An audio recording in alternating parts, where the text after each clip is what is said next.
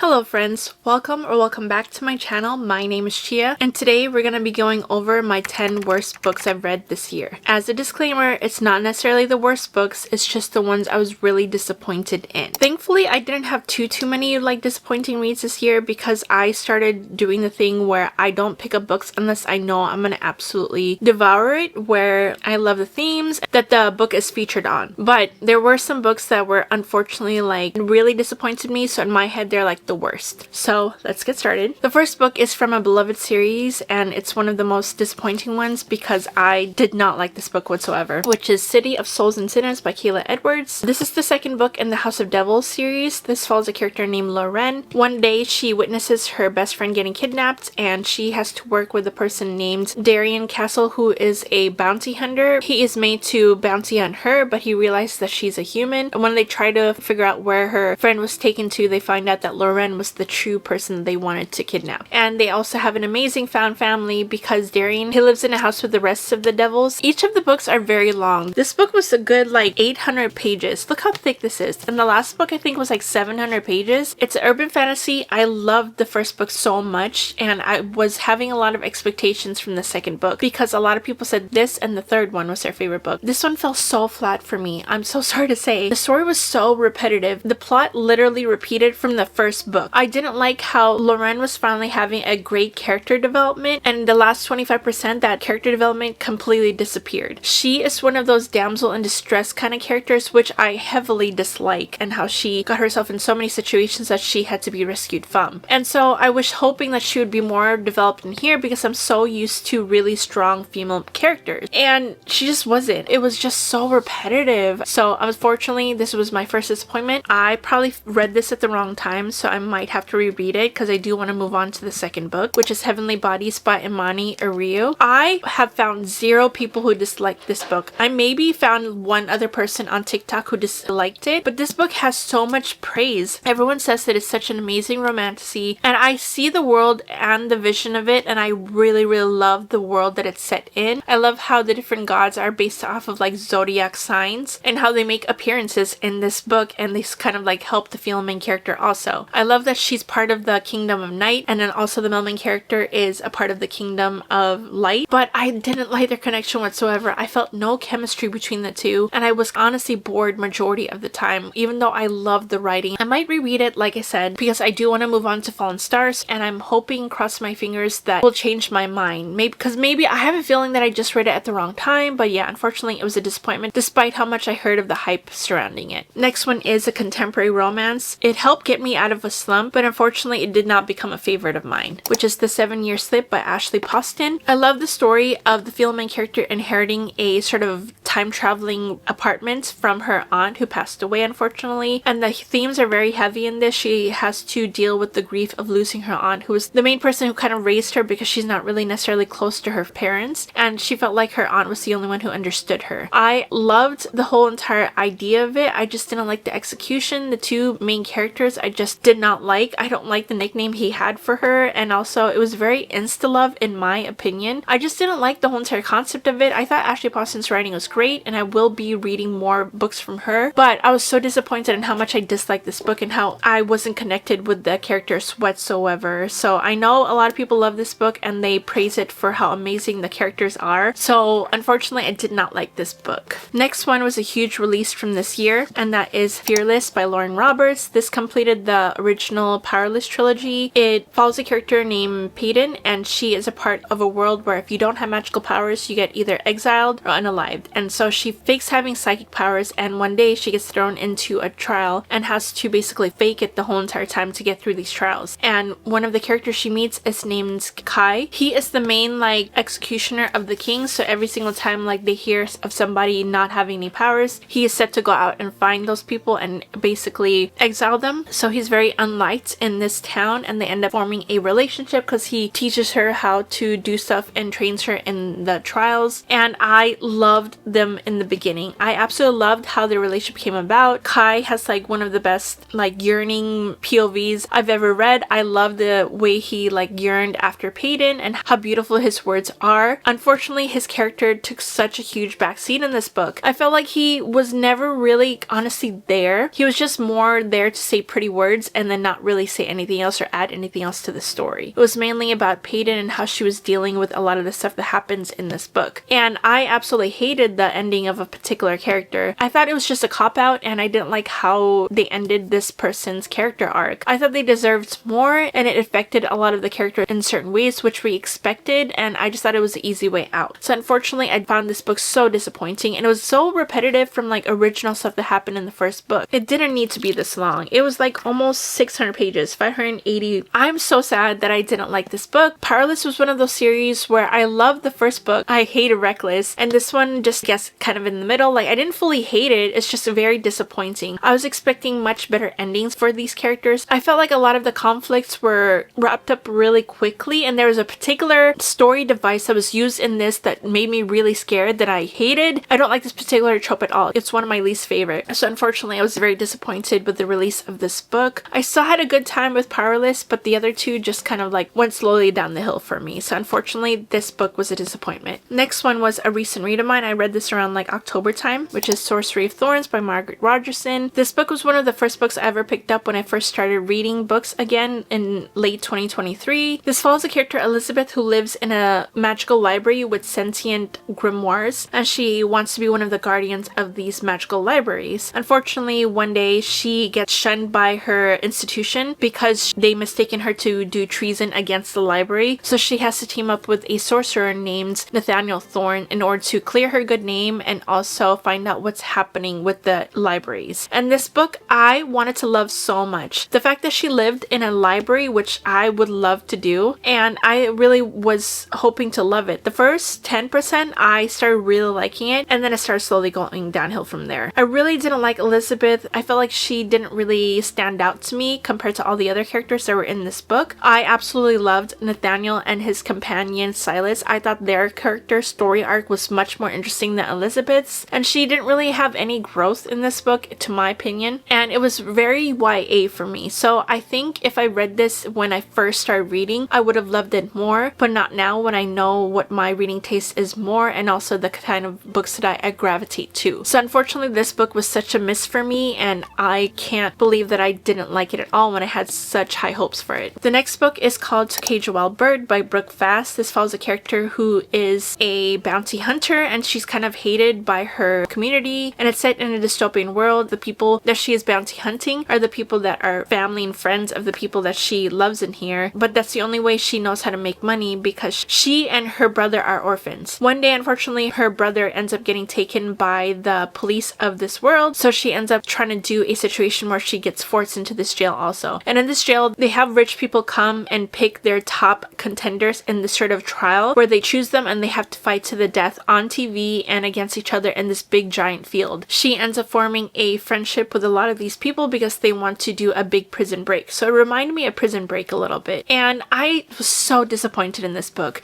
The female character reminded me so much of the character from Silver Elite. I thought they were one and the same, and also the relationship was so insta-less. I wish they focused more on the side characters and also the whole entire storyline instead of like interjecting all these different scenes between the two love interests. I didn't believe their love interest at all because it happened so fast. Like, he is literally a guard in this prison, and they met before when she was free. They wanted to hook up at first, they got interrupted, and they met each other again in the prison. There was like no growth to their characters whatsoever. I didn't see how they were even connected and how they even liked each other besides having lust between each other. And also the male main character had no personality of his own. I was more interested in the side characters, but this was such a disappointment for me. Next one is, I feel like it's going to kind of like upset some people because how much I heavily dislike this book, Beach Read by Emily Henry. I went into this book with so much high expectations. This book is a lot of people's favorite book from Emily Henry, and it follows a character named January. She ends up spending the summer in this sort of lake house, and she ends up finding out that she is neighbors to her academic rival when they were in school, and he is a literary fiction writer and she is a romance writer. When they come together, they decide to switch genres for a bit, and so they help each other. Like, he takes her to interviews and stuff to write this literary fiction, and she makes a deal with him to take him out on all these like dates and fun outings to give him an idea of how to write a romance novel. I don't like their relationship whatsoever. I felt no connection. That's like a big thing for me. I need to feel something between the two characters in order for me to root for them. And for a contemporary romance romance, I need to like the love story in order for me to like them. Their communication was so bad. It was so disappointing for me, and it's one of my least favorite, and I'm so sorry to those people who absolutely love Beach Read. I didn't like it at all, and it was so disappointing because I had such high hopes for it. The next book that I was disappointed in was Our Infinite Fates by Laura Steven. There was so much hype going around this book. It follows two characters who find each other in every lifetime and unalive each other in every lifetime. They don't make it past their 18th birthdays. As soon as they turn 18, they get unalived. And so this is like present day, like 2015, I think it is. Oh, 2022, and it's set in Wales. The particular family that she's with now, she doesn't want to leave because she is sort of a donor for her sister. And so she wants to convince like the person that she loves to not unalive her. There's chapters in between, present chapters, where it goes to all their different lifetimes. I just thought we didn't have enough time in their different lifetimes. I think there was just too many. I wish we had an origin of the love story and how they came about to loving each other. I had nothing to go on with them. I loved having a foundation between two characters. That's why I don't like stories where they're already fully formed together. If they're like childhood friends and they've known each other, I want to be there too to find out how they fall in love with each other, and it just doesn't go over that. The writing is amazing. There's nothing wrong with the writing. I love how poetic it is. I just didn't like how everything was executed, and there was like no depth for me to understand or even like root for the love story. And also the explanation of why they unalive each other every single lifetime was so out of pocket, and it was so wild. Like, I was so thrown off, and I was so mad that I read this whole entire book just to get to that kind of ending and that freaking solution. I would have liked it more if the things that happened just happened a lot better, if that makes sense. But yeah, unfortunately, disappointment. Okay, two more books. This one was another recent read. This book is Alchemy of Secrets by Stephanie Garber. This was her first adult fantasy debut. She mainly writes YA like Caraval and also Once Upon a Broken Heart, if you haven't read those. Her writing is very whimsical and fairy tale like, so I was excited to read that in an adult perspective. We follow a character named Holland St. James. She attends a class which is like Folklore 517 at her college. After she graduates and everything, she ends up finding out that these different folklores are actually true. She comes across a story. It's called The Watchman. If you interact with the Watchman and you seek him out, he is supposed to tell you when you're gonna die, and she finds out that she is going to die in 26 hours. Unfortunately, it just didn't do it for me. I thought she was so naive. It's literally like they plucked the female main character from each of her different YA novels, put them in an adult setting. There was no character development for her. She was very naive, and I don't want to go on too long about it. I had a full entire reading vlog that I read this, and I unfortunately was so disappointed with how it went. The storyline was all over the place. Like, literally every single thing that happened, they was like thrown in. It was trying to force a connection between the different points that happened. There's sort of like moments where you feel like you're being gaslit and you're not understanding or believing anything. It was just all over the place, and I just didn't like it, and I wish it was executed way better, because I really did like the setting of like present day, but she went to all the different parts of old Hollywood that connected to these stories that she heard about from her professor. I think it's a series, but I will not be continuing on. And the last one, I didn't particularly save this for any specific reason, but this is the last one, and this one was such an overhyped book, but Silver Elite by Danny Francis. This book had so much buzz to it when it first came out. A lot of people like started picking it up because they were comparing it to Hunger Games. It was the next newest like dystopian romance. It's also like a fantasy aspect as well. There's sort of like a psychic ability that she has where she's called a mod, and they can like basically talk to other mods in their head, and she is one of the most powerful mods in this world. And I thought this was such insta-lust. I don't like the main character whatsoever. I know a lot of people liked him, but this book was so predictable. And also when she started attending the actual like training academy, it felt like such a reality show. Every single time a new main character would come onto the scene, she would get so flirty with him, and there's nothing really wrong with the writing. It's just the characters were so infuriating. Like, why make those choices? It was so stupid. I was getting so bored. I did not like the interactions between the two characters whatsoever. I know I'm being harsh about it, and I feel really bad about being harsh about it, but the more I think about it, the more I regret reading this book. I know there's a second book coming out. I will not be picking it up. I will be getting rid of my copy. It's already part of my unhaul video, and I was so disappointed by this book. It just was terrible for me. That was all my disappointing reads of this year. Normally, I don't like being negative on my channel. I like to keep everything really positive because of the fact that there's other people who really love the books I end up disliking. I tend to not really be super harsh on it because, again, I know some people would get offended if I was like talking crap about their favorite books, so I don't particularly like doing videos like this all the time. But if you like videos like this, like and subscribe. It really does help my channel a lot. And if you made it this far, comment down below what your worst read was of this year, or if you agree with any of my other reads. And and I will see y'all next time. Bye!